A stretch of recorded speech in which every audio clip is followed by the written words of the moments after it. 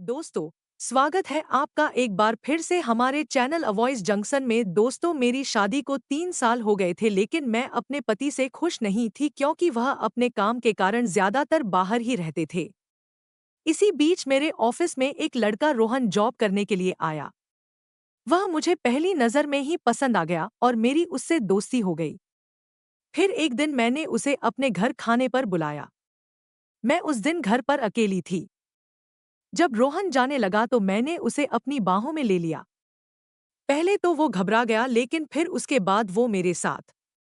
दोस्तों, कहानी को अंत तक अवश्य सुनें। कृपया चैनल को सब्सक्राइब करें, वीडियो को लाइक करें, शेयर करें, कमेंट करें। दोस्तों, मैं एक ऑफिस में जॉब करती हूँ।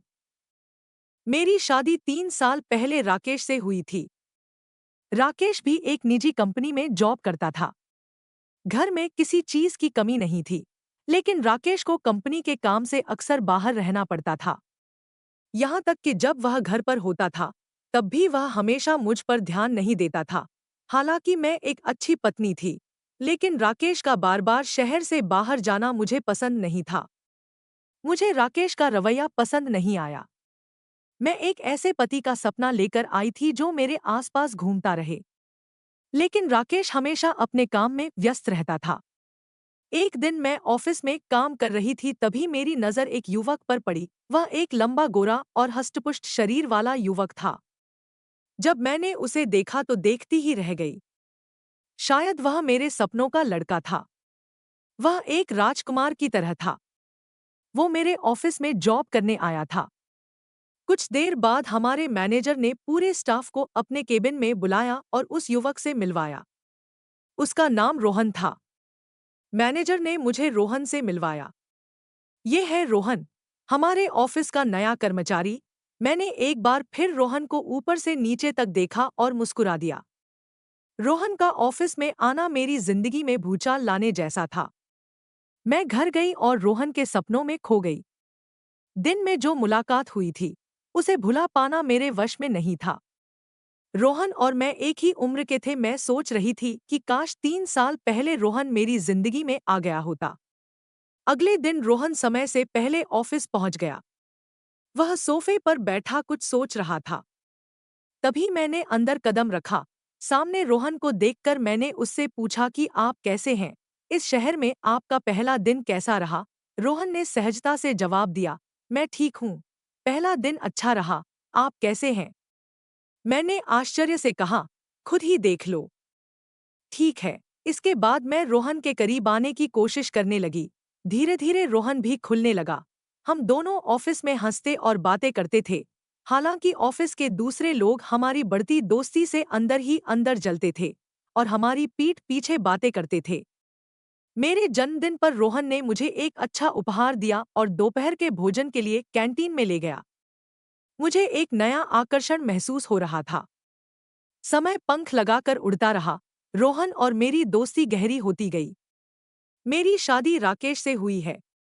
वह अच्छी तरह जानता था और उसे अपनी सीमाएं भी मालूम थी। उसे एक अजनबी शहर में अपना कोई करीबी मिल गया था जिससे वह अपने सुख दुख के बारे में बात कर सकता था। रोहन की मां ने अपने पत्र में कई अच्छे रिश्तों के बारे में लिखा था और वह जल्द ही शादी करने वाला था। मेरा ऐसा करने का मूड नहीं था। अभी मुझे नौकरी शुरू किए हुए सिर्फ 10 महीने ही हुए थे। वह मुझसे गहरी दोस्ती निभा रहा था, लेकिन मैं इस दोस्ती को कुछ और ही मतलब दे रही थी। मुझे लगने लगा था कि रोहन मुझसे प्यार करने लगा है। मैं खुद भी ज्यादा खुश रहने लगी। मैंने अपने मेकअप और कपड़ों पर ज्यादा ध्यान देना शुरू कर दिया। मुझ पर रोहन का नशा चढ़ने लगा। मैं राकेश के अस्तित्व को भूल रही थी। रोहन हमेशा मेरी पसंद नापसंद का ख्याल रखता था। वह मेरी हर बात की तारीफ करता था। वो मेरे बिना नहीं रह सकता था और यही तो मैं चाहती थी। मुझे अपना सपना सच होता दिख रहा था। एक दिन मैंने रोहन को अपने घर खाने पर बुलाया। रोहन ठीक समय पर मेरे घर पहुंच गया। नीली जीन्स और सफेद शर्ट में वह बहुत सुंदर लग रहा था। उधर मैं भी किसी परी से कम नहीं लग रही थी। मैंने नीले रंग की बनारसी साड़ी पहनी हुई थी जो मेरे गोरे और खूबसूरत बदन पर बहुत अच्छी लग रही थी। जैसे ही रोहन ने दरवाजे की घंटी बजाई, मेरी आंखें चमक उठीं। मैंने मीठी मुस्कान के साथ दरवाज़ा खोला और उसे बुलाकर ड्राइंग रूम में बैठाया। रोहन इधर-उधर देख रहा था। मैं चाय लेकर आई। राकेश जी कहाँ हैं? कहीं नजर नहीं आ रहे। रोहन ने पूछा। मैंने उससे कहा कि वो कंपनी के काम से 1 हफ्ते के लिए मुंबई गए हैं। वो अकेले चले गए। उन्हें मेरी कोई परवाह नहीं है। मैं अकेले दीवारों से बातें करती रहती हूँ। खैर छोड़ो, चाय ठंडी हो रही है। रोहन को ऐसा लगा जैसे उसने मेरी किसी दर्द भरी भावनाओं का हाथ थाम लिया हो।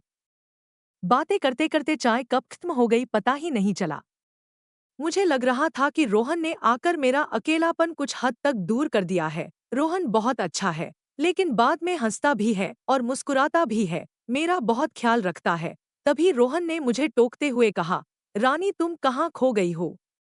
मैंने कहा कुछ नहीं। अच्छा ये बताओ तुमको क्या खाना पसंद है? रोहन ने चुटकी लेते हुए जवाब दिया, बस ये राजमा पुलाव, रायता पराठा और मूंग का हलवा। बाकी आप जो खिलाओगे हम खा लेंगे। क्या बात है, आज मेरी पसंद हम दोनों की पसंद बन गई। मैंने खुशी से कहा। मैं और रोहन डाइनिंग टेबल पर हम दोनों एक दूसरे के सामने बैठ गए और खाना खाते समय रोहन कोई चुटकुला सुनाता तो मैं जोर जोर से हंसने लगती। माहौल खुशी से भर गया। काश सारे दिन ऐसे ही होते। मैं यही सोच रही थी। रोहन खाना खाने लगा। उसने मेरी तारीफ करते हुए कहा, वाह क्या खाना बनाया है तुमने। अगर तुम मुझे इसी तरह खिलाती रहोगी तो मैं जरूर मोटा हो जाऊंगा। धन्यवाद सर। और आप मेरे बारे में क्या सोचते हैं? यह कहते हुए मैंने रोहन की ओर प्रश्नवाचक दृष्टि से देखा। अरे आप क्या मत है, मेरी नजर तुम पर न पड़ने पाए। रोहन ने मुस्कुराते हुए जवाब दिया। रोहन की बात सुनकर मैं रोमांचित हो गई। मेरी आंखों के आंसू लाल होने लगे थे। मैं रोमांटिक अंदाज में अपनी कुर्सी से उठी और जाकर रोहन को अपना इरादा बताया और रोहन ने स्टाइल में कहा, आज क्या मौसम है, यह बहुत सुंदर है। बाहर बारिश की बूंदें हैं और यहाँ हम हमारी बातचीत को एक कदम आगे बढ़ाते हैं। हम प्यार और स्नेह के बारे में बात क्यों नहीं करते? यह कहते हुए मैंने रोहन को गले लगा लिया। रोहन ने मेरा इरादा समझ लिया और फिर मेरे शरीर में करंट दौड़ने लगा। उसके इस व्यवहार से मुझे बहुत आनंद मिल रहा था। मैं उससे कह रही थी कि तुम मेरा कितना ख्याल रखते हो, तुम कितने अच्छे हो, मेरी ज़रूरतों को ध्यान में रखकर काम करते हो। और उसके बाद रोहन मुझ पर जमकर गरजा। दोस्तों, मुझे बहुत अच्छा लगा। रोहन मुझे देखकर मुस्कुरा रहा था और मैंने उसके सिर पर हाथ रख दिया। मैं उससे कह रही थी कि रोहन तुमने मुझे बहुत खुशी दी। यह क्रम वर्षों तक चलता रहा। जब भी रोहन को समय मिलता तो मैं उसे अपने घर बुला लेती। उसके बाद हम दोनों ऐसे ही मजे करते। तो दोस्तों आपको यह कहानी कैसी लगी हमें कमेंट करके ज़रूर बताएं और दोस्तों हमारे चैनल को सब्सक्राइब ज़रूर करें। धन्यवाद।